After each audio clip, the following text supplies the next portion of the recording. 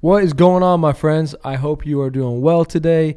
The team at TRE wants to say thank you so much for all the support. Thank you for joining today.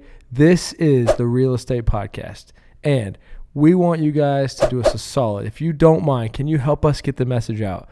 We believe that real estate can be for anybody, and we believe there's opportunities for people to grow with us. So if you can, please share, subscribe, like, comment. Thank you for being here on our journey, and we are going to continue to add as much value as we possibly can and try to shake up the industry. Let's dive in.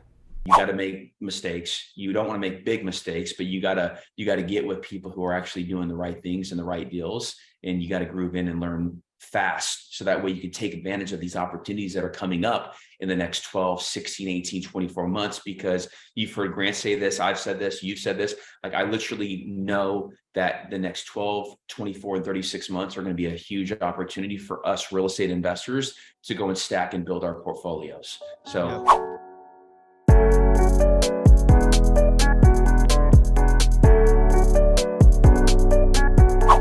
All right, everybody, welcome to the Real Estate Podcast. We have a very special guest today. We got Ryan Tseko. He is the Executive Vice President of Cardone Capital. Welcome, Ryan. Thanks for having me, Alex. Good to see you. Good to see you too. You were just telling me how Saturdays are filled with getting caught up and taking advantage of, being out of the chaos of the weekdays. What do you got going on today? Yeah. So look, my Saturdays, I always like, and Matt was like, hey, let's do this, podcast next week. I like to do things now. And, it's good to see you on Saturday. Typically my Saturdays are filled with health, wealth, and learning. How do I get better as a person? And what I found is that, you can get really, really great as a business person, but if you don't have your health and your wealth and everything else in check, I actually think it's a recipe for failure. So on my Saturdays, I do crazy shit. I do things like cold plunges in the sauna, and I do the workouts, and I do the beach runs, and I do, behind me, I have this oxygen bag. That's the 10X Health oxygen bag. Grant Cardone and Brandon and Gary Brucka, they have a company called 10X Health. And so I'm into all that stuff, right? Like, I'm looking for the edge on the weekends because my weeks are filled up Monday through Friday, Saturday, and Sunday. We're looking for deals. We got 6,000 units we're currently working on and looking at right now. And then it's also about the team. How much money are we raising? What projects do we have going on? There's a lot of different things going on when you actually build a really, really big company. And so that takes up my week. And on the weekends, I catch up. And then I also focus on myself, that health piece, but then also, hey, what can I learn? What's happening with other groups? What's happening in the marketplace? I think it's really important for people, to understand that on the weekends, I don't go out and I don't go and party until 2 and 3 o'clock in the morning. I gave that up. That shit's for the birds. What I do is I go to sleep early, I wake up early, I educate myself, and I get prepped for that Monday. I always say, they're like, thank God it's Friday. I'm always like, thank God it's Monday. Mm-hmm. Yeah. It's odd, isn't it? I mean, it's a good time to catch up and get a lot of stuff done that you can't do throughout the week. But I'm ready for Monday to get started. I mean, even holidays and all these things. I'm like, all right, when are the banks opening back up? When's everybody getting back to work? I'm ready to keep things moving. Yeah. Yeah. And well, it's interesting because your business too, like where you're where you're calling people, I actually find that the weekends and some of these gaps, those are actually the best time to call. They are. I mean, it's not just for 8 a.m. to 5 p.m. Monday through Friday. Yeah. Well, I want to dive into Cardone Capital and all the big things that you guys are doing there. But if you don't mind, can you tell a little bit about your story and how you got to where you are and how you got into real estate? I think it's really important for all of our viewers and everybody watching to learn a little bit more about who you are. Yeah. So look, I'll start at the end, right? I currently work with Grant Cardone, and I'm a partner of Grant's. I didn't start out where I am today. The story has been, for me, it's been very interesting, and it's been filled with a lot of really, really cool opportunities. Current role is EVP of Cardone Capital. We have a team of 35 people here in Aventura. We have 350 over of the properties, own and operate 40 deals, which is 12,000 units. 3 office buildings over 500,000 square feet. We're a private equity company that focuses on cash flowing assets. The thing that we're doing now, and the thing that I love about Grant, and this is why I joined his team 9 years ago, is, Grant is the type of individual who, when he sees and he knows what he wants to do, like when he sees like, okay, this is a great asset, this is a great opportunity, he goes all in. You kind of you step back, like people are like, well, most people know me as a captain, right? Captain Ryan. I flew airplanes since the age of 17 years old. I've got 10,000 hours. I've been flying for 23 years. Most people think I'm 25 years old. I could be. Maybe it's all that health stuff that I do. But, look, I started out, my uncle was a builder in Scottsdale, Arizona. And I got the bug early. I got the real estate bug very, very early. And I looked at him one day and I'm like, I was 17 years old. And we were doing a fix and flip before this was even cool, like on TV and shit like that. I said, man, I want to do my own deal. I want to do my first house. And he looked at me, he says, son, he says, how much money you got in your bank account? I said, I don't have any money. And he says, there's your issue. He says, you need to go get a job where you can get some money so you can do your own deals. And I said, well, what do you think? Like that I was working at, like I started where everybody else was, Jiffy Lube and Subway and, working in factories and all this. I was a 16, 17-year-old kid who loved fast cars and I wanted to be somebody, right? Mm-hmm. And so my uncle bought an airplane when I was 17 years old and he started flying on the weekends. And he asked me, he's like, hey, you want to roll with me? And I was like, sure, I would love that. It's got a motor, it's fast, we get high. And I initially was like, okay, this is cool. But when I looked at him one day, I was like, man, I could actually get paid to do this. And so my course actually shifted. And so I was really like I knew at 17 years old that I wanted to be in real estate because he was a builder and it was a piece of art, right? Like it was a dirt and I could see this art form. And so I really liked it. But when I realized I could use my hands and I could actually use my head and my hands to, control an airplane, I was sold. I was like, man, this is a respectable career. A lot of people would love to be a pilot and I could actually do it, right? Because I'm able, I knew I was always able. I'm not the smartest in school, but once I get something, I'm really good at it. So for the next 2.5 years, from 17 to call it 3 years, 20, all I did was eat, sleep, and shit aviation. At the age of 21 years old, I got hired on in a commercial airline. I was the youngest pilot. I was one of the youngest pilots to get hired on at the airline. I was 21 years old. The next youngest age is 23 years old to become a captain. At 23 and a half years old, I became a captain for a 70 passenger jet flying for United Express. And I ran that career out. I built my resume. I was in management. I gave, pilot training. I did a lot of this really, really cool stuff to build my resume and also get to the top of where I can go at that field. And I was 30 years old and I said, what's next? And literally, this is no joke, Alex, like you guys, how did you find Grant? Through YouTube. So I found Grant through YouTube, just like you. And I called his office. I said, I would love to come work with Grant because I saw him on a podcast. It's called Power Players. And he says, I'm buying a jet and I want to grow my real estate portfolio. I said, well, I could help with both.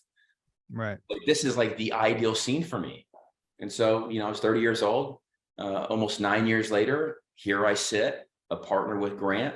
We've grown the portfolio from, he had anywhere between, call it 3,000 units. We're now at 12,000 units. The next target's 25,000.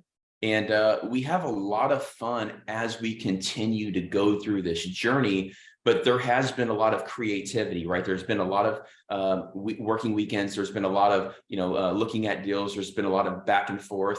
I've literally been with Grant, last 7-8 years, almost every day. Now it's transitioned where I'm more in the running of the company. And he travels more than I do. But before, think about it, for the first 3 and 4 or 5 years, I was flying the airplane. We were going, looking at deals. We were underwriting deals. We were raising money. We were literally together every single day. And, I think for the viewer, and I know you're probably going to get to this, but I know you could relate to it. The most important thing in life, in my view, is you got to get around people. You got to get around big players. You got to get around people who are doing what you want to do. I always say, hey, if you want X, get around the person who has X and help them achieve triple X so that way you can get X. Right. And that's really my philosophy in life is, hey, how do I collaborate with Matt and Alex? How do I collaborate with Grant? How do I collaborate with Brandon, Gary, like the list goes on, right? The life lesson, the life story for me is I've always collaborated ever since a very, very young man to get around these very successful beings, these successful humans, so I can get the data. And it's also like, hey, put me in, coach. Like, I want to be in this game so I can learn it. And that's what everybody here, like you and me, I would even encourage you, who's that next person who you need to meet, touch, and feel and get around so they can elevate you to that next level. Because there's somebody that can. And it's probably Grant and myself for you. Yeah. Well, that's what we're shooting for, is to, be more involved with you guys and find y'all some deals here in Austin. But I'd like to dive into that a little bit. I mean, it's very true. And I'm sure you guys get this, 10, 100x more than we do, but we get people who reach out to us constantly. Hey, I'd love to learn about real estate. Hey, I want to come in and add value for you guys. Hey, I'd love to come be an intern. How did you, from a YouTube video, take that to get right next to Grant? And what would your advice be for people who are looking to do the same thing and get around somebody who's doing a lot to really come in there, add value, and show that they're serious about it? Well, you can't start the day you want to change. Right. And so you have this transformation process where you can't go and say, hey, Grant Cardone, I want to be a part of your real estate team. And you have done nothing to lead up to that point in time. You see what I'm saying? I can tell you guys what I did. Yes.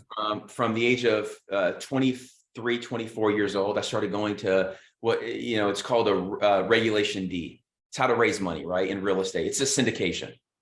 And there was a group out of California who used to do these classes that teach you how to form a fund and raise money via Regulation D, which is just an SEC requirement. It was called 506B at the time. That's the rule underneath the SEC where you can go and raise money from high net worth individuals, also some sophisticated investors.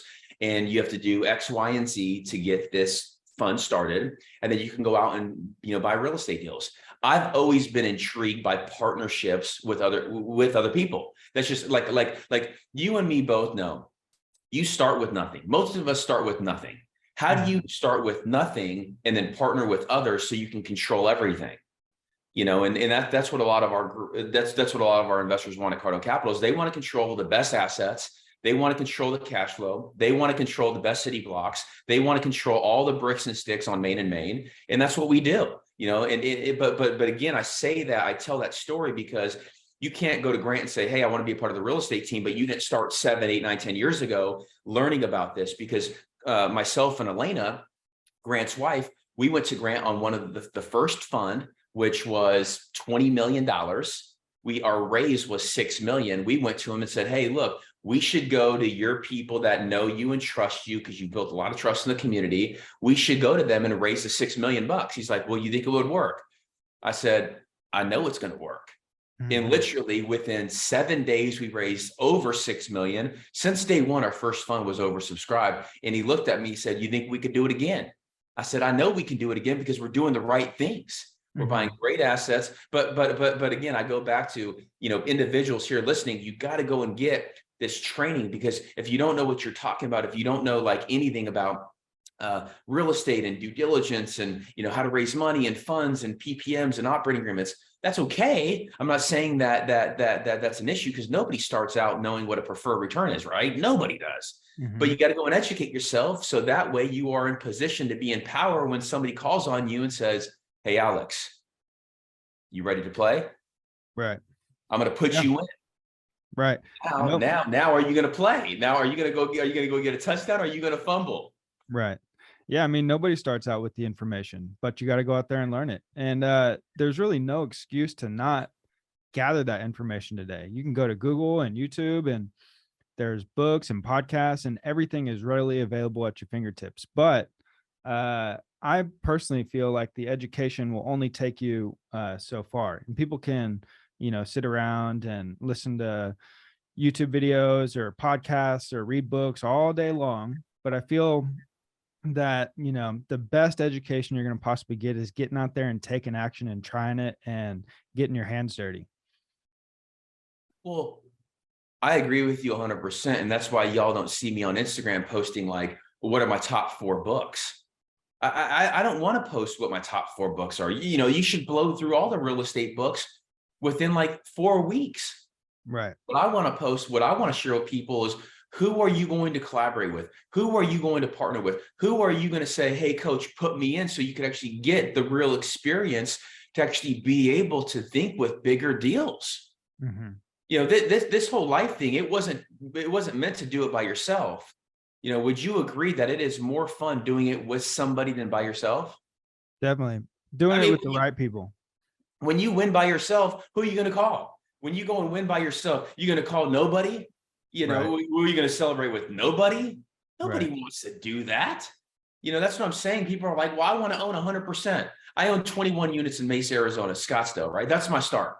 I started out with 4-plexes, 3-plexes, single family homes. I did all that stuff. I did the mailers. I did the cold calls. I did all of that stuff. And I found a few deals, 3 or 4 deals that I was able to do it with, but that was still way too small for me. Mm-hmm. You do it to build a sweat equity, and you do it so that way, when you do join Grant's team, you could sell everything. You could take 400 grand, invest in 826 units. And then within 3 years, you could flip it and sell it. And, you could have Grant make you a millionaire like you did me. Right. But you got to do all these different things. And I don't like getting stuck in my past. I'm actually trying to figure out how to get people to start thinking about their damn future. Right. Like don't get stuck on your past, like what you did. Start thinking about what you can do and who you could do it with. Right.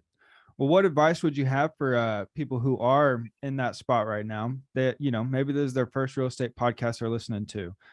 They want to, own 1,000 units one day, but they're not exactly sure where to start. So you're talking about going and get in front of the right people, partner with the right people, take action, educate yourself. What would your advice be? I mean, would you say, skip? Because we got about 88 units here in Central Texas. Single family, duplexes, quadplexes, small commercial. Would you suggest they kind of go through that route and what you did too, getting started, the mailers, the cold calls, or what would you suggest somebody do to get started? Well, look, they don't have to do that. You don't have to make the same mistakes that I made or that you made. You and me both want to play a bigger game. Right. And I think that, for me, I was locked into, that was my only option. I didn't have Regulation A or Regulation D or Grant Cardone, who was going and buying these bigger deals and letting people come in at the same, cost that he buys these deals, and then also getting 80% of the upside. That just wasn't, because you have to think about this for a second, right? I was non-accredited flying for the airline. I was making 150, 125 grand a year. I was technically non-accredited. Mm-hmm. And what that means is that I wasn't making over 200 grand a year. Think about that for a second. Okay.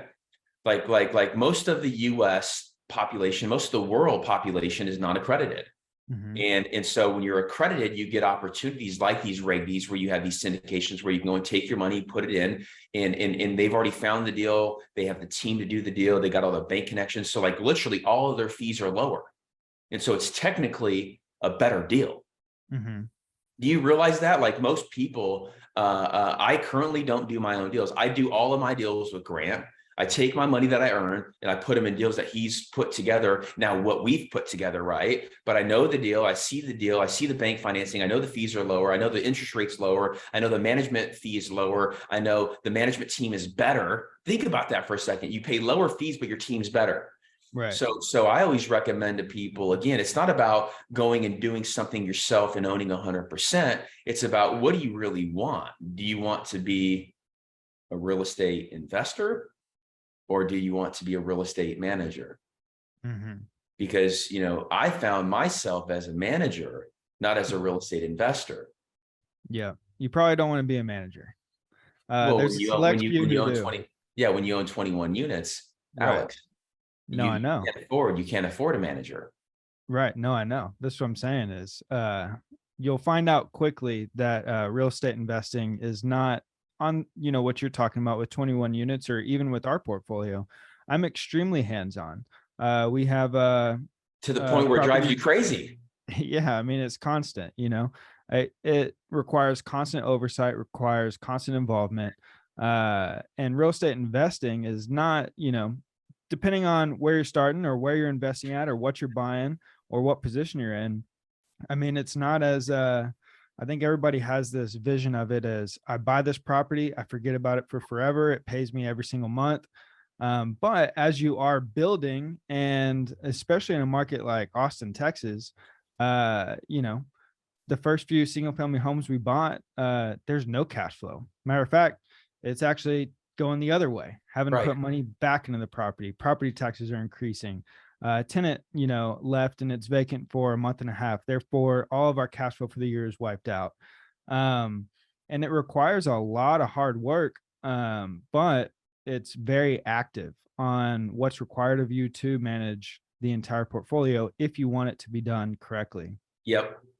Yeah. And Alex, to that point, you know, what I found is that anything over 100 units, you know, when you can go and buy a multifamily, I love multifamily. That's like where my heart lies. I know it. I understand it. You know, it's really just multiplication, right? 100 units the same way I look at 200 units, same way I look at 300, same way I look at 600. But when you can get over 100 units, that's really the magic bullet.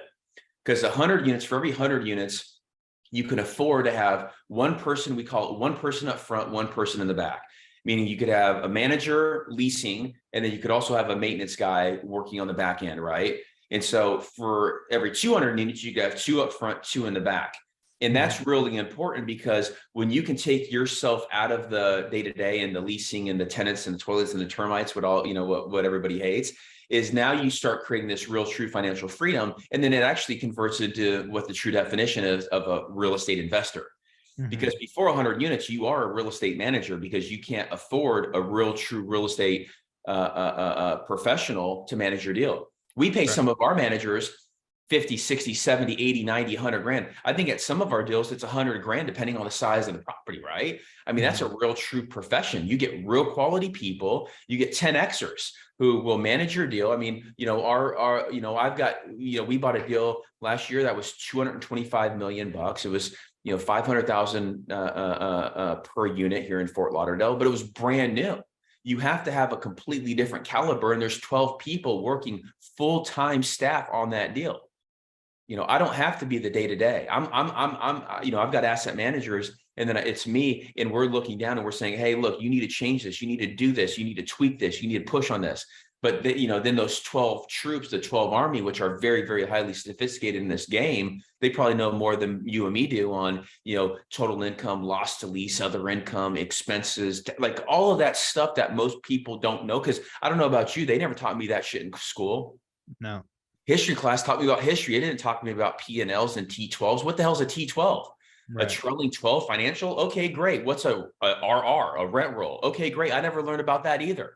So like, when are people going to wake up and say, hey, look, I can't do it all. I'm not really that smart, but if I could hang out with a bunch of smart people and I could do deals that are big enough. This is the one thing, Alex, that people don't realize, man. When the deal gets big enough, that's why the most important thing is the deal. If you can realize the most important thing is the deal and the size and the money, if you can buy big enough deals, you could have the right team members to make your life a lot easier. When I started doing bigger deals, I realized how much I didn't know, but how much I didn't need to know, because I could afford a real attorney. I could afford a real due diligence team. I could afford a real mortgage broker. I could afford all of these different things that you can't afford when you're doing a small fourplex for 200 or 300 grand. Oh my God, my cost basis is phenomenal. Congratulations. You got to do it by yourself. My ROI is 20%. Did you take into account the time that you spent knocking on Donna's door trying to collect the rent that was $750? Because I did. Right. I didn't want that anymore. Yeah. Well, so when you were younger, so your uncle, you said, right? He was a builder? Yeah. He was building single family homes in Scottsdale? Yeah, he was building single family homes. He would buy the dirt, he would build them, sell them, pay short-term capital gains, and go do the next one. When you were you know, watching this happen in front of you, and you were saying, hey, I want to get in the game, do my own deals, from the very jump, did you kind of envision doing deals in real estate for the rest of your life, and, you know, now being at 12,000 units and going up to 25,000, or has that kind of evolved over time as you've done more deals and kind of partnered up with Grant? And well, the number's gotten bigger. when I bought my first fourplex, I literally thought I was a real estate mogul. I was like, yes, I did it. My family's going to have $750 cash flow every single month for the rest of our lives. That's what I said. But think about that, right? That's $7,500 or 82 or $8,500 per year for the next 30 years. That actually isn't a terrible, but it's just not big enough, right? Right. So yeah, look, my number has for sure gotten bigger. But I always knew that I'd be in the real estate space. I always knew, because I was asking these questions at 23 and 24 to my mentors. My uncle and a guy named Wayne were my two mentors in the real estate space. They were partners and they were building these spec homes and custom homes in Scottsdale. But I used to ask them, and they used to tell me I don't know anybody, and I would re-ask them in 30, 60, 90 days. Hey, do you know anybody in the apartment game? Do you know anybody in the apartment game? Do you know? Because I was studying these guys. I was studying these guys on the come up. Like I was studying the Lindahls and the Kiyosakis and the Ken McElroys and like I literally, I was studying Ken McElroy. You know who Ken is? The ABCs of real estate. Mm-hmm. I was literally studying Kenny McElroy for 3 years, and I really liked him. I liked his tone. I liked his pitch. I liked how his mannerisms. I thought he was just really professional. I thought he was a great guy, right? And he wrote a great book about the ABCs of real estate, and I read it like 4 or 5 times. And this is no shit. Okay. This is the, you can call it the law of attraction, or you can call it whatever you want. Right. I literally showed up because I like shooting. I've always been a big shooter. Like, I shoot guns, and I like doing outdoor stuff. I like going hiking. But I was what they call an FFDO, which is a federal flight deck officer for the airlines. And so after 9/11, what happened is they started allowing pilots to carry an H&K 40 cal in the flight deck. Mm-hmm. And it was really cool, right? Because I was like, okay, I could keep doing what I've been doing on my off time. I'd go target practicing, and I'd go hunting, and I'd go do these different things. And now the airline wants to train me. The airline literally trained me with air marshals in Artesia, New Mexico, to carry an H&K 40 cal in the flight deck. So I was a sheriff of one of the smallest counties in the world. Yeah. And it was 2 people, and it was called the flight deck. That's pretty cool. But what that led me to, and where I'm going with this, is that since I was into that kind of stuff, there's these courses that you can go in any city and town where they teach you combat sports and how to shoot and how to clear rooms, and they take you out target. They're like, it's like these Army Navy type guys who lead these courses, right? This is no shit. I literally walked into this course. Guess who was there? Who? Oh, Kenny McElroy. Your guy. Yeah. Kenny McElroy was there. For the next 3 days, we were shooting together. He was a wrestler in college, and his son wrestles. They were doing this martial arts stuff. We were wrestling. I was literally on the ground choking out Kenny on the ground, and I felt bad. So I let him take me down. I let him do this different stuff because he's a legit dude and he's a legit wrestler. But yeah. I say all that stuff, and I'm funny with it because when you start reading and start studying people, you attract those people into your life. Mm-hmm. And that's what I started doing. I started attracting all these people. I was like, okay, if I can meet Kenny and he's doing this and he's doing this, who else can I meet? And that's really like how I started stepping my game up and figuring out, okay, this is, whether it's a sign, whether it's whatever, I just take shit and I roll with it. What's next? What's next? What's next? Yeah. Well, that is a really cool story. With Cardone Capital, what are you guys focusing on right now? I mean, we've talked to y'all a lot recently, and we met you guys on Real Estate King. That was a fun experience. And so I'd love to hear your thoughts on that too. But what are y'all focusing on right now? We've talked a lot about how, things are shifting in the market. There's a lot of new opportunities coming. What are y'all seeing, and what are you preparing for, and what's the game plan? Look, the market shifted for sure in the real estate space. What we're seeing is there's still a disconnect between, the buyer and the seller as far as where debt's coming in versus the cap rate, which means if you bought it all cash, this is the return that you're going to get. But we're also starting to see some movement. What we focused on and what we're focusing on is what we've been focusing on for the last 5 years, 6 years. Great quality assets, multifamily, great locations, existing cash flow, being able to write it off. I think the depreciation, even though it's 80%, it's moved from 100 to 80. I think it's probably going to go back. So finding the tax benefits, but really looking to build our current portfolio. A lot of people think economies of scale is 200 units, 500 units, 1,000 units. Real true economies of scale actually happens when you get over 10,000 units in one marketplace. And so what we're looking to do is we're looking to stack and add where we currently are more properties. And, we're a buyer in every cycle because you can't pick and choose what cycle you want to be in because nobody's going to know you. So we're underwriting a number of deals right now, 6,000, it's probably a few $1 billion worth of deals. And that's what we're focusing on. Who's a real seller? Why do they need to sell? And, how can we get a fair shake on, deals in the multifamily space for our investors? And that's what our investors are looking for too. Our investors are looking for existing cash flow. They want good quality assets so they can take their money that they've made, park it in real estate, get all the benefits, wait 5, 7, 10 years, refinance, pull their money out, pay this in tax, keep all the benefits. Like this is the game. Like our story hasn't changed. And people who have been following us, they know Grant Cardone, Ryan Tseko, Cardone Capital, the team, like the story doesn't change. Doesn't matter what market it is. We want to buy great quality assets in great locations. You think we're going to see better deals right now, though? I'm already starting to see better deals.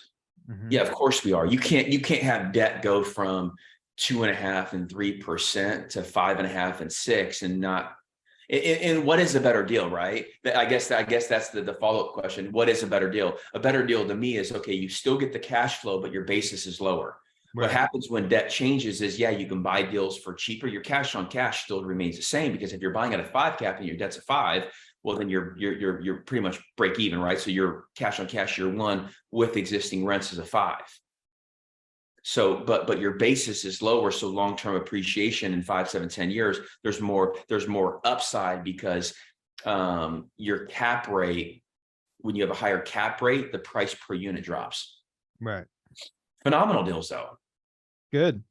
So you're underwriting 6,000 units right now? Yeah, a little more. And kind of touching on Real Estate King here. So, traditionally y'all own a lot of real estate in South Florida, right? But kind of expanding out, you own some in I think it's Scottsdale. Y'all just closed on that large retail spot. Tell us a little bit about that one.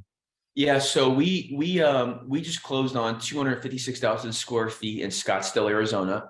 The location's at 10. It's actually Scottsdale Road in Franklin, right? I spent 15 years in Scottsdale. I know these locations. Like this location is completely tricked out. Goldman Sachs is the seller, large institution. They had to sell. Right now is not the time to sell real estate, but if you have to sell because maybe it's the last deal in your fund, or maybe you got redemptions, or maybe you got X, Y, and Z, you got to sell. Now's the time to buy. And so we have a main headquarters here in Aventura. We're going to have our second headquarters out there in Scottsdale, Arizona. But we found a diamond in a 10 location where somebody had to sell. So we got a great deal on it. Our basis is like $205 a square foot, probably cost you to build it, over $400. And it was early 2000s. It was, lower occupancy. We got in there, we signed leases, we got new leases. We'll bring it back up. We're very active managers. And so we go into these different marketplaces because we want to go back to Scottsdale and we want to go and surround that office building with 3 and 4 and 5,000 apartment units in that marketplace, because those are the markets we want to be in. We want to be in the Sun Belt, but that gets us out there more because now I start commuting back and forth between Aventura and Scottsdale.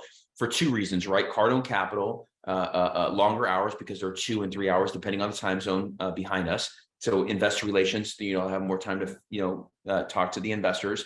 But then also that's one of the markets that we've always wanted to be in, and so we're looking for these opportunities like that because when you can buy them from big institutions, there's no emotions. It's like, here's the deal, here's the price, here's the due diligence. Like that deal, the debt was going crazy. We closed with cash. We'll in 2 and 3 years, we'll go and refinance it, pull cash out, return it to the investors. They'll stay in the deal. And then we'll go and take that next fund and go buy another deal. Right.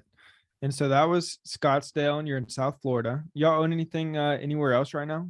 Yeah. So our markets are Florida. We've got a deal in Savannah, Georgia, Columbia, Maryland. That's our most furthest north deal.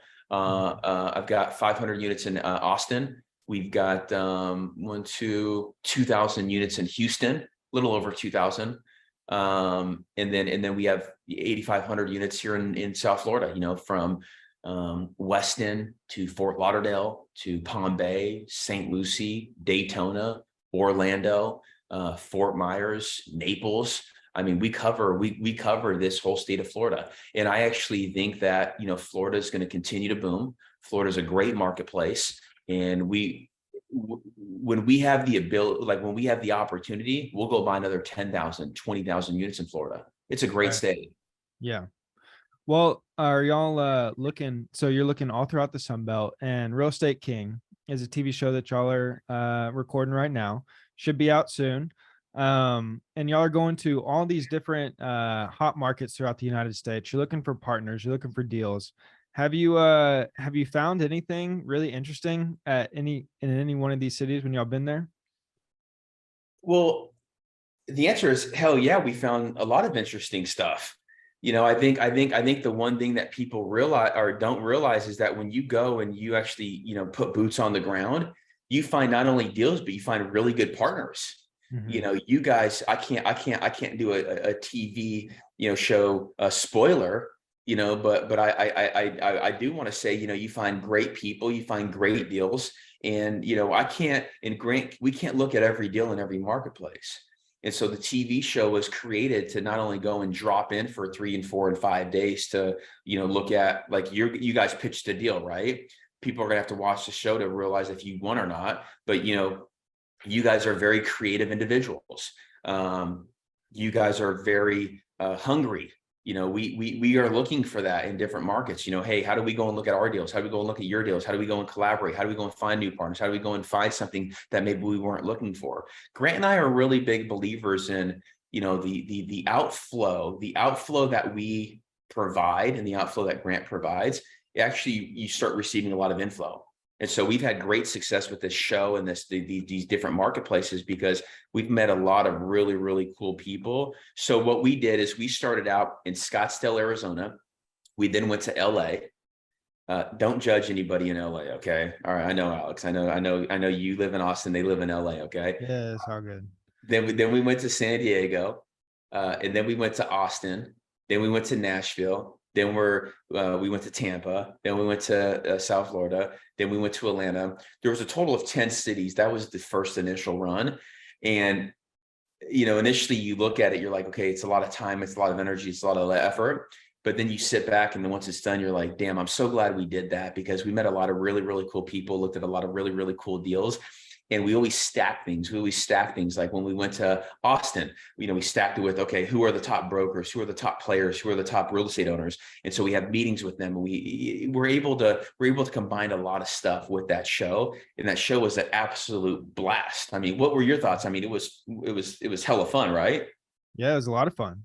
We didn't know what to think initially, but What do you mean? we weren't given a whole lot of information in terms of what would be involved and what we're doing. But what we did know is that, Matt and I were just going to go in there and do our thing. And I had a lot of fun and I learned a lot about different things. I mean, even when we were at the 10X complex, the apartment complex, I'm speaking to the property managers and I'm learning, what are these property managers doing with the, 10X complexes? How is Cardone Capital managing these assets? How are they holding the property managers accountable to what they're doing? So it was multifaceted for us as well on a smaller scale, but it was a tremendous amount of fun. Yeah. And you get to be around other players too. And you get to be around Grant. I mean, how cool is Grant? Very cool. I mean, he's one of the top players. Do you realize that he's one of the top players in the multifamily space, and he is still teaching people? Yeah. I mean, think with that for a second. Just let the people breathe on that for just 30 seconds. The guy's gone out and I've watched him go out and do 4 billion, 5 billion worth of real estate transactions, and his number one give back. He told me this. His number one give back is, I want to help people. I want to educate people where they can go and do it themselves. I'm like, well, why would you want to do that, Grant? Like we got 4,000, 5,000, 6,000, 10,000 units we're working on. And he's like, Ryan, let's just do it all. And so I really respect and admire his passion for giving back to, the younger generation, like, guys like you and me. where we want to be successful. We want to do stuff in real estate, but you have to have the know, the KNOW. You have to know. You have to know and have, we talk about the 5 things, right? It's the deal, it's the debt, and this is the order of them too. So it's the deal, then it's the debt of importance, the deal, the debt, the equity, the network, and then the confidence. And the confidence, number 5, it really blends with number 1, because you have to have the confidence to understand that it's a good deal or a bad deal. I literally now, after being with Grant for 9 years, the first thing I said is, if I can underwrite a deal in 5 minutes, that is the number 1 takeaway. And that's the first thing that he taught me is, hey, here's the number of units, here's the rent, here's the monthly, here's the yearly, everything's done in yearly. You learn your expense ratios in different marketplaces, then you come up with your NOI. So you can literally underwrite a deal in 5 minutes and saying, hey, look, that's too low, that's too high. What are the real numbers? Da, da, da, da, da, da. It gives you all that confidence in the world that most people don't have. And that's what he's teaching. So yeah, it's amazing to watch him to grow and expand and do what he's doing. Yep, I agree. I mean, your whole team, all you guys, Grant, I mean, we went to the real estate summit as well, and that was a wealth of knowledge, and everybody in there had just an absolute blast. They learned a lot, and I agree with you. I think it is very inspiring to see, the heart of giving back and not just solely focusing on, oneself, but really pouring into the community, inspiring the community, and showing them what's possible. One of our core values at TRE is opportunities for everyone.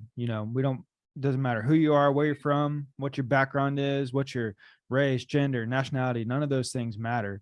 Yep. Anybody and everybody can be successful in real estate. It just takes the know, and you got to hustle, and it takes hard work. Yep.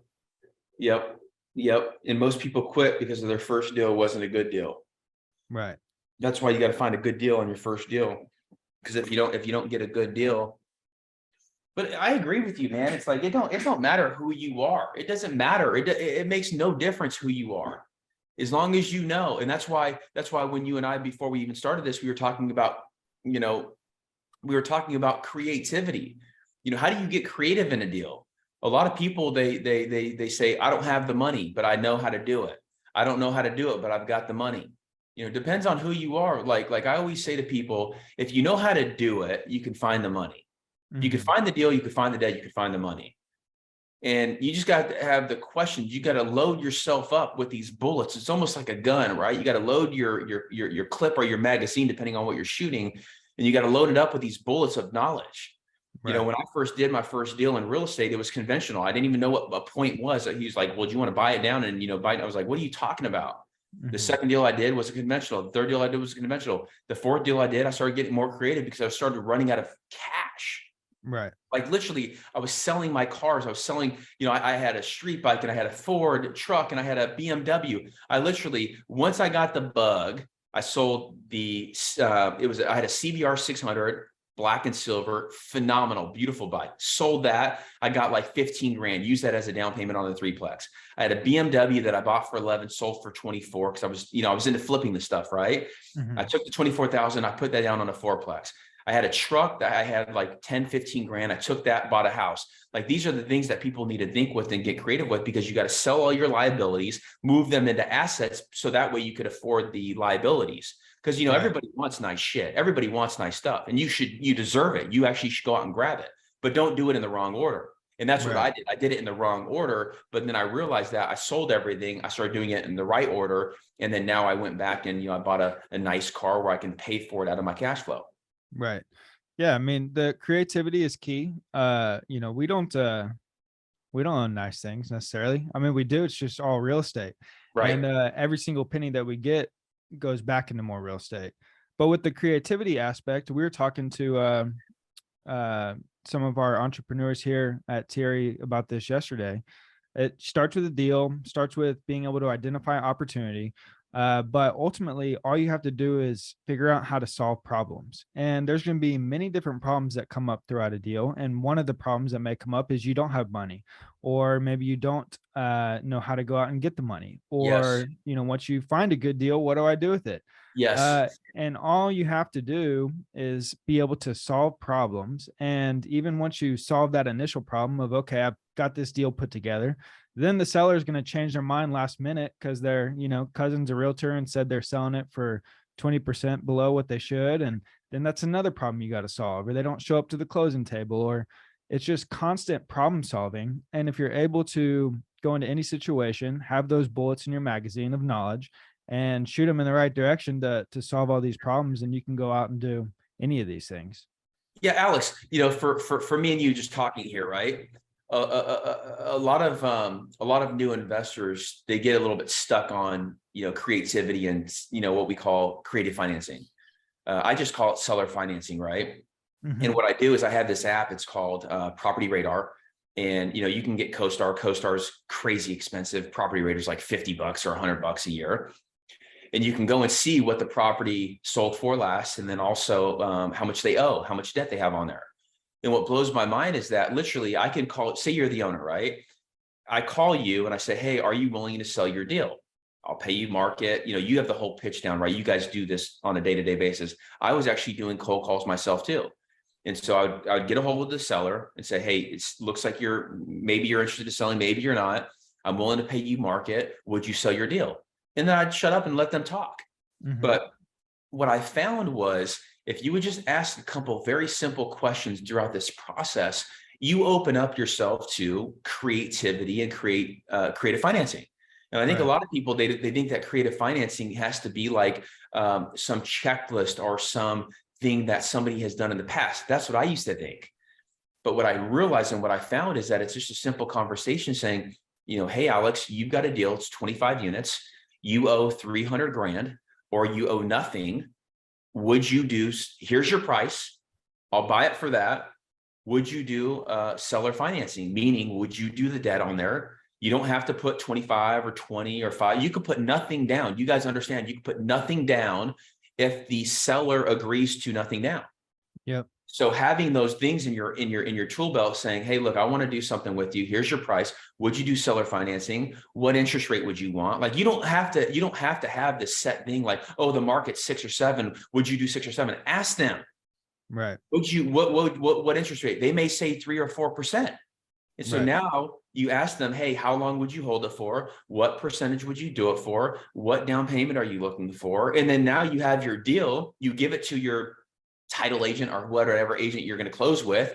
They literally will do a 1-page form, and you have now bought a deal with seller financing for the next 15 years, and you move on to the next one. Right. Yep. The whole thing is negotiable. You Whole could have thing. zero. You could have zero interest rate. Hey, Ryan, I'll do it. I'll give you 360 equal payments. Does that work for you? Sure. And then boom, zero interest rate. Now everything's going towards principal. It's not Bank of America.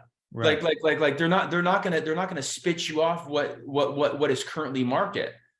A seller is solving for something different than Bank of America. Creative financing is one of the best ways to grow and scale your portfolio when you're just getting started out. Right. Let me say it again. Creative financing is the fastest way to grow and scale your portfolio when you're just starting out. You just now need to know the questions. Right. And it's not that hard to learn. No. It's not. I mean, I just gave them the 3 or 4 questions they need. If they just took notes, they could literally just say that, and they're going to find somebody to do it. Right. It's just solving the problem too. I mean, and a lot of times I think people don't understand that purchase price isn't necessarily the most important thing to a seller. A lot of times they don't necessarily care. They don't want to, give it away for free, but it doesn't have to be this number.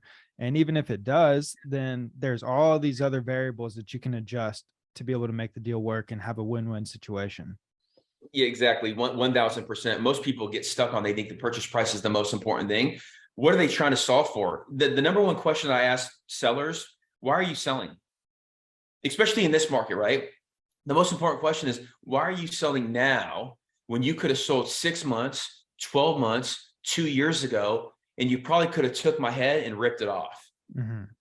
And now you're selling, and if you don't have to, it's probably the wrong time to sell. But just explain to me what has changed over the last 6 months where you are in a position now where you have to sell this thing. Right. And then you just got to listen. It's not about, oh, the partnership or the management or da. It's like, it's, my debt's coming due, or like there's a real pressure point on them. And, or, I think another really cool thing on real estate too, is you find these guys, and this is why I like what you guys do, calling people and everything else. You could find these guys, and these individuals who have owned their stuff for 15, 20, 25, 30 years. They literally bought for 20 grand. You're buying it for 80. They're getting a huge increase, and it's probably worth 120. Because once you increase the rents, and guys, you realize that their basis is so low, their cost basis, that they bought it for 20, 40, 50, 100 grand a unit. They don't have to increase the rents. They don't have to bring them up to market rent. And that's where the opportunity, that's where the gold lies, is in a new operator, a new person who's like, I'm current with market. Here's where the puck is going. I'm going to skate to it. Yeah. And they're a little detached too. I mean, we bought 6 units, 3 duplexes in Round Rock, seller finance, less Love than Round 10%. Rock. Round Rock's great. Less than 10% down, structured the payment to where the seller was getting approximately what he was getting in rents. We were basically paying him that, a little bit lower. And we bought it at a price that was good. This was back 6, 7, 8 months ago. So prices hadn't dropped drastically yet, but we got it at a great price at that time. And he thought that he was at market rents, and these properties weren't, well taken care of. But the day we took over, one tenant moved out. All we did is we went in there, cleaned it up, got it listed for 90% higher than he had his rents at. And 90? all the rent, 90%. He was. What were the current rents? These are 3-2 duplexes, and it was rented out at 1,000, and then listed it the next day for 1,900. Nice. That's and we crazy. did that to all the units. And so he had owned these since the 80s. He was a little detached. He didn't want to take care of them. Rents were low. And we just went in there and doubled the rents. And yeah, Alex, let me ask you, because I think this is really important for people watching. When you guys were negotiating that deal, walk me through high level. Like, how did it go down? Because you said you did seller financing, right? Yep. What So did that look like? initially, he didn't. We weren't discussing seller financing. So one of our entrepreneurs, he brought us this deal. He said, "Hey, I was cold calling this street. I found this seller. He wants to sell his duplex for 380. Cool. Let's set up a time. Let's go meet him at the property." We get there. We say, "Hey, do you own anything else that you want to sell?" He's like, "Yeah, I actually own that one, that one." We're like, "Great. Well, can we explore buying all 3 of these?" We bring them to our office, and we just start. You're like a little kid. You're like a little kid at this time. You're like in the candy store. You're like, "Oh my God, I just hit a gold mine." You're like, right. "Oh my God, you own more?" Yes. Right. And I mean, we learned more about him and his situation. Why do you want to sell? Why would you even consider selling this? Yeah. Well, he's building, 2 fourplexes in Georgetown. He could use some of this capital now to put towards that. He doesn't want to sell all 3 of these right now and get hit with capital gains. He wants to seller finance these to us for 3 years. We got a prepayment penalty if we repay it before the 3 years. And so at that point, it was just, okay, you want this price, you want about this payment, you enjoy seller financing. All right, let's structure a deal, figure this out. And we made it work to where it's a win-win. So you had said something about his debt. So how did you guys do? Did you guys do a transaction, or did you guys do a master lease, or what did you do? You're talking about how we bought them? Yeah. We bought them. I mean, we got the deeds. Okay. So did you say he had debt on the deal? No, he owned them free and clear. Oh, he owned a free and clear. Okay. That's awesome, man. Yep. Great deals. But Alex, to that point though, like if you find a seller that has debt on their deals, sometimes it's more advantageous for them to do a master lease option to you, keep the debt where they're still writing it off and getting the benefits and not doing their prepayment penalty if they have one. And then you now have an option. So your down payment or whatever it is, you now have the option to buy in 3, 5, 7, 10 years at that price, but you keep the existing debt in place. I want people to think with this stuff, right? Like you don't have to buy something to control it. You don't have to have the deed to control it. You could have literally a master lease where they keep everything in place, where you don't have to get new debt. And you're now just solving for purchase price, down payment, and monthly payment to him. Mm-hmm. Yeah, absolutely. And that's just one way. One way? There's infinite ways. I love this shit. The thing I like most about real estate, and this is why on Saturdays I do this, is because it gets me excited. I'm like, let's go do a damn deal, Alex. Right. Well, tell us and the viewers how they could kind of start doing deals with you guys? How can they invest in Cardone Capital? I mean, I think a lot of people already know, but I'll just tell everybody, you know, as far as Cardone Capital, the way we set it up is, you know, it's either accredited or non-accredited. You know, we go and find the deal. That Scottsdale office complex, literally, we opened the fund up within 48 hours. We were oversubscribed by 40 million. Investors know and trust Grant, myself, Cardone Capital. You know, we've done this a few times. You know, this isn't our first rodeo. But this is what I recommend to people is they should do it both. You know, they can invest in Cardone Capital because you become an investor day one. You go and look for deals because it builds credibility, right? Like when you're an investor and you start getting cash flow, you start really building a lot of confidence, and then you go out and start finding your own deals. You know, you can invest with us. We got great deals. It's cash flowing. You get all the benefits. But you don't have to just do that. You know, if you're a business owner, you can just do that. If you want to do this yourself, you can do both. But look, people know what we're doing. You know, cardonecapital.com. We're buying institutional quality deals. We're connected with the top brokers, the top companies, the top like the top of the food chain now. And we're able to go and buy 300, 400, 500 units, buy it, close it, open it up to the fund, to the people, and you can people literally come in and get equity in these deals. So we're open, like we don't have just a website. We have people who actually pick up the phone. You know, we are a full service, you know, all of Grant's things that he does and that he thinks are important, we instill those at Cardone Capital. You know, so all the training we make that, you know, we make sure that all of our staff is training on, you know, Grant's materials. You know, we're all 10X, you know, we want to go find 10X properties. We want to find 10X investors. You know, we don't look for, and I think this is important for people who want to invest with us and or go and start their own fund. The most important thing with all this is that it's a huge responsibility when you go and open these funds up for us. And we want good investors. We want people who understand. So continue to get educated. Continue to get educated to where you know for sure you want to invest in real estate. And then whether you do it with us or you do it yourself, we've got both. We've got Cardone Capital. We've got a real estate club that's 25 grand that people can come to. We got these, you know, real estate summits, you know, a few times a year. We got Wednesday calls where we underwrite people's deals. We literally take people's deals. We do 2 to 3 deals per week every Wednesday. And they can come on there and they can say, here's the deal. What do you think? Here's the deal. Does anybody want to invest with me? Here's the deal. You know, what should I do? I just went hard on this, or I just wrote an LOI. And so we've got Cardone Capital. If you want to just take 100 grand, 5 grand, 5 million, whatever, park it in these deals, or you can go to the real estate club and every Wednesday you can jump on a call with us and learn the game and figure out the game. And or you could just do both. And that's what most people do. Most people do both. Or actually, really, the third thing is you could do it yourself. And, you know, God willing, I wish you luck. And, you know, it's going to take you a lot longer and a lot more pain and a lot more mistakes. Because look, I know a lot of people look at Grant, myself, and you and everybody else and like, damn, how'd you guys do this? You got to do it. You got to make mistakes. You don't want to make big mistakes, but you got to get with people who are actually doing the right things and the right deals. And you got to groove in and learn fast. So that way you can take advantage of these opportunities that are coming up in the next 12, 16, 18, 24 months, because you've heard Grant say this, I've said this, you've said this. Like I literally know that the next 12, 24, and 36 months are going to be a huge opportunity for us real estate investors to go and stack and build our portfolios. So yep. At the end of the day, if you guys could just take one thing away from me, is that real estate's the best thing in the world since sliced bread. And I'm a true believer in it. I would be doing real estate for the rest of my life. I love it. I trust it. I know it. I could see it. It's bricks and sticks. It's like really like you can go and touch it. And I now understand it to the point where it's like, I know I don't want to fly airplanes. I want to own airplanes. I don't want to, you know, do X, Y, and Z because I can't like at a certain point in time, you got to stop trading your time for money. And if you become a real estate investor, that's actually what occurs. And you get all these crazy benefits that some people call magic. It's just the way the code is.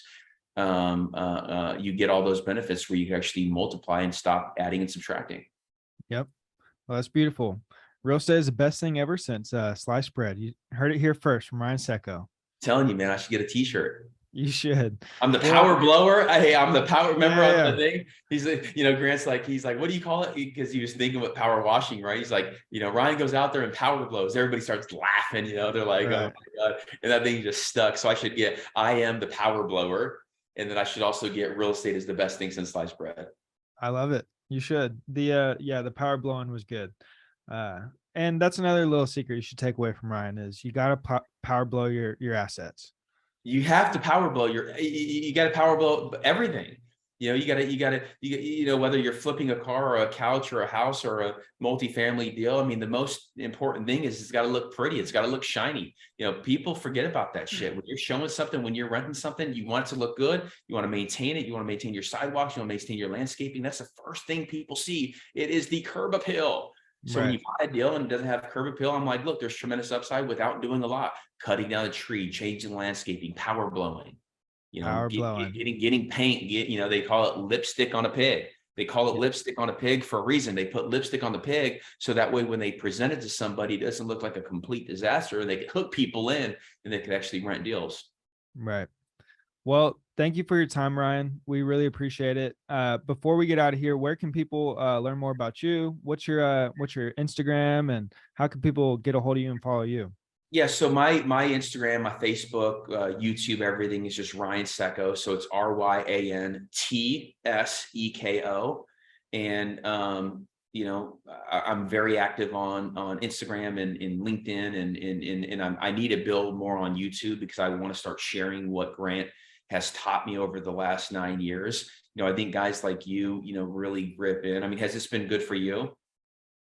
This has been great. Yeah, and I like doing these with guys like you because you are at that level right now where you're ready to go and level up. And so I want to help people. I want to share what I've learned behind the scenes and, you know, on the scenes and in the game with Grant. And so, you know, people can find me on social media. If they have questions, they can DM me. If you know, if they've got a deal, they could send me an email. It's ryan@cardonecapital.com. You know, we're looking to grow and expand, and we know we are going to grow and expand with other people, other partners. If they want to invest, they could send me an email. If they want to invest, they can go to cardonecapital.com. If they want to join the club, like, again, I'm very accessible. Grant and myself, like, we literally, you have my cell number, right? It's for a reason. I don't want all these different barriers. I don't send you to this person and this person and this person. I want to know you. I want to trust you. I want to see what deal you have. I want to see what money you have. I want to see all these different things, because the way we're going to grow and scale again is with partners. That's right. Well, make sure you go check out Ryan, send him a deal. And thank you, Ryan, for coming on. We really appreciate it. How do I find you, man? How do I find you, Alex? Well, Teifke Real Estate. Teifke Real Estate on Instagram, Facebook, YouTube, LinkedIn, everywhere. Do you have, so I noticed that about you and Matt. Do you guys have your own personal channels, or do you guys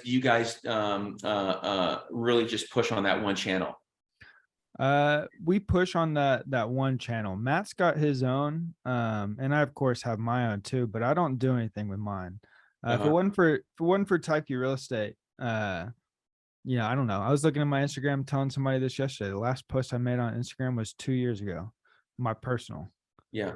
So I really pour into TRE pages. Yeah. Well, you should do collabs.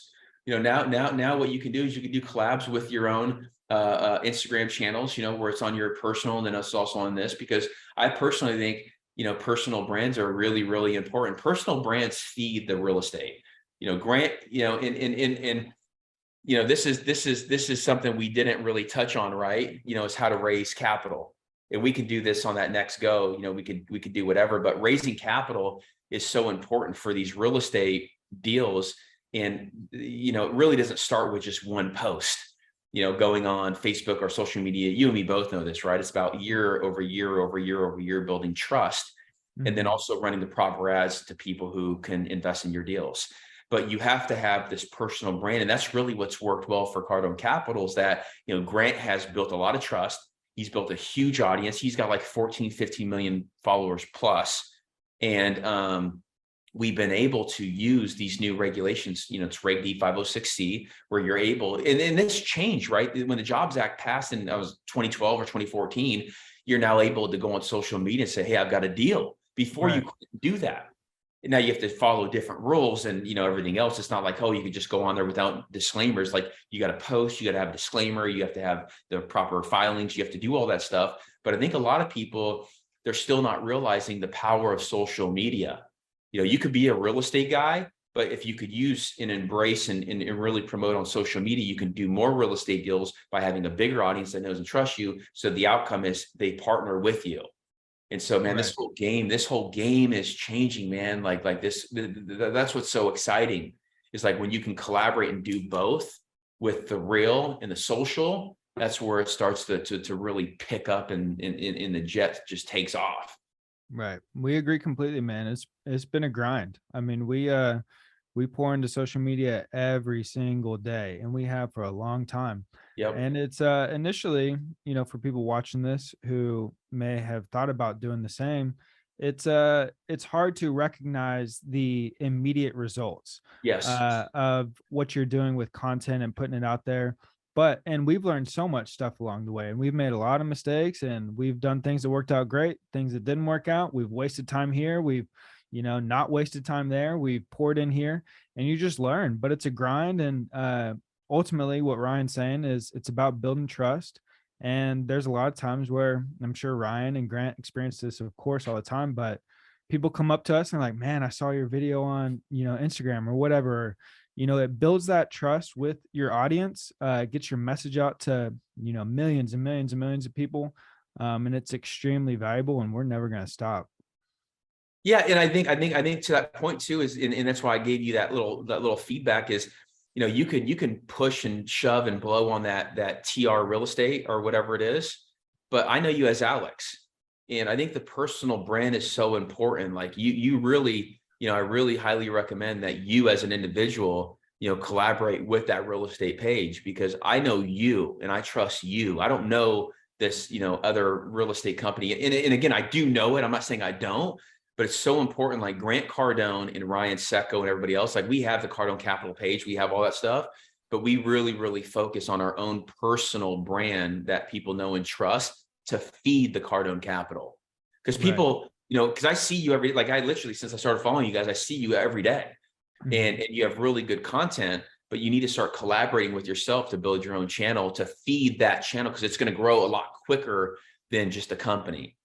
People always come up with that question. You think I should have multiple pages? You could, yeah, you should have the one page for this, but you got to have your personal brand to really, because people want to know you.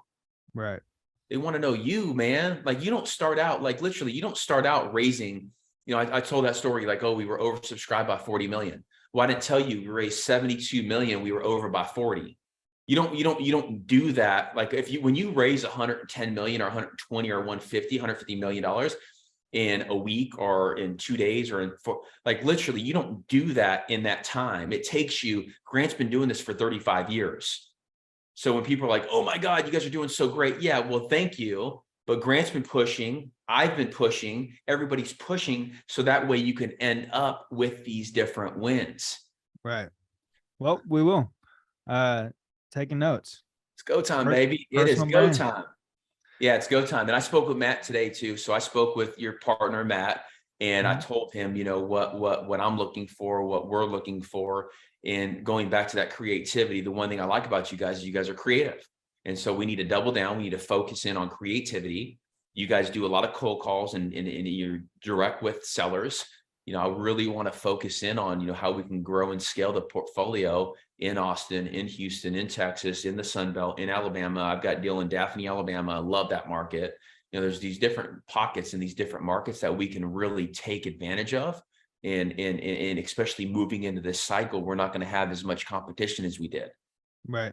Yep. Matt told me on my way up here to the studio. So, we're ready, man. We're not, we're not talkers. Let's go take some action. We'll find some 20+ units. Know you love mobile home parks. Let's see what we can put together. I love mobile home parks. I love storage, mobile home, multifamily. A way to most people's heart is food. The way to my heart is mobile home parks, storage, and multifamily. Well, no, you're awesome. Yeah, you're awesome, buddy. Thank you for your time. Thanks for doing this, man. Really appreciate it. Thank you, Ryan. We'll get you on with Matt next time. Let's do it. Let's do all three of us. Yep, that's what we'll do. Cool. All right, you're awesome, man. Hey, enjoy your Saturday, okay, bud? Yep, you too. Thanks.